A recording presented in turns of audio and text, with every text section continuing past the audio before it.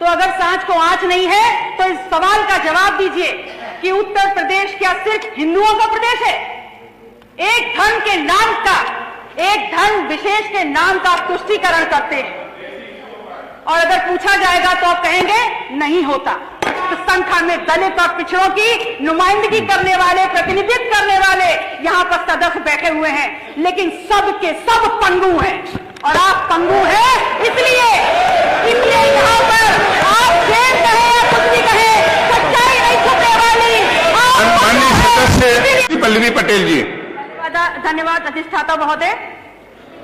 आज इस सदन में चर्चा का विषय है अनुपूरक अनुदान की मांगों पर चर्चा। और जब इस बजट को मैंने पढ़ा तो सबसे पहले मेरे दिमाग में एक ख्याल आता है कि क्या है ये अनुपूरक बजट। ये है भारतीय जनता पार्टी का अनुपूरक बजट। वो भारतीय जनता पार्टी जो अपने आप को इस विश्व की सबसे बड़ी संगठन होने का दंभ भरती है और डंका पीट कर कहती है। अगर डंका पीट कर कह रहे हैं तो इसी सदन में अभी 5 मिनट पहले मैंने एक टिप्पणी सुनी है बहुत ही सीनियर सदन के सदस्य के द्वारा कि सांच को आंच नहीं। तो अगर सांच को आंच नहीं है तो इस सवाल का जवाब दीजिए कि उत्तर प्रदेश क्या सिर्फ हिंदुओं का प्रदेश है? एक धर्म के नाम का, एक धर्म विशेष के नाम का आप तुष्टीकरण करते हैं और अगर पूछा जाएगा तो आप कहेंगे नहीं होता। कैसे नहीं होता? अगर नहीं होता है तो आप बताइए इस बजट में आपने जैनों को क्या दिया है? आपने सिखों को और गुरुद्वारों को क्या दिया है? आपने बौद्धों को और बौद्ध मठों को क्या दिया है? आपने कबीर पंथों को क्या दिया है? और बहुत दूर मत जाइए, आपने नाथ संप्रदाय को क्या दिया है? क्या ये धर्मास्थल और इन धर्मों में आस्था रखने वाले लोगों की आस्था नहीं है?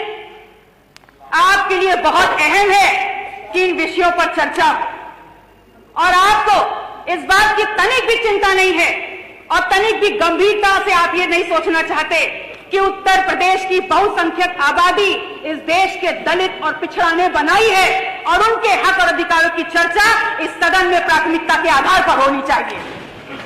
माननीय अधिष्ठाता महोदय, इस बात को मैंने इसलिए उठाया है क्योंकि मैंने उत्तर प्रदेश में जातिवार जनगणना पर चर्चा के लिए अपना निजी विधेयक प्रस्तुत किया है और वास्तविकता यह है कि यह विधेयक भारतीय जनता पार्टी के सदस्यों के द्वारा होना चाहिए था, क्योंकि उत्तर प्रदेश में पिछड़े और दलितों के नाम पर सत्ता लेकर आप बैठे हुए हैं, तो यह विधेयक भी आपके द्वारा आना चाहिए था। और ऐसा नहीं है, पर्याप्त संख्या में भारतीय जनता पार्टी में पर्याप्त संख्या में दलित और पिछड़ों की नुमाइंदगी करने वाले, प्रतिनिधित्व करने वाले यहां पर सदस्य बैठे हुए हैं, लेकिन सब के सब पंगु हैं और आप पंगु हैं। इसलिए यहां पर आप जेल कहें या कुछ भी कहें, सच्चाई नहीं छुपने वाली। माननीय सदस्य विषय क्या है? माननीय सदस्य यहाँ पर दलित और पिछड़ों का काट करने का काम कर रही है।